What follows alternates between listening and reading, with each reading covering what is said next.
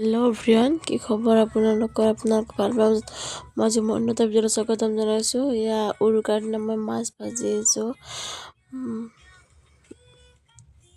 এয়া কলিজাও আছে বাৰু, মোৰ কাষত টাইক ৰাখিছোঁ।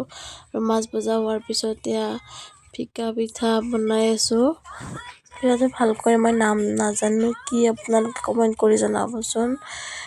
পিঠা বনাই আছোঁ, তাৰ কাষত আছে দুষ্টামি কৰি থাকে। উপায় নাই, কাষত ৰাখিবই লাগিব। ক'ত থ'ম, কি কথা। আৰু বিহুৰ কামত সকলোৱে বিজি হৈ আছে, মাহঁতো বিজি হৈ আছে, সেইবাবে তাইক ৰাখিব পৰা নাই। পিঠা বনাই আছোঁ আৰু পিঠা বনাব দাদাহঁতে হাঁহৰ মাংস বাচি আছে গোটেইকেইটাই।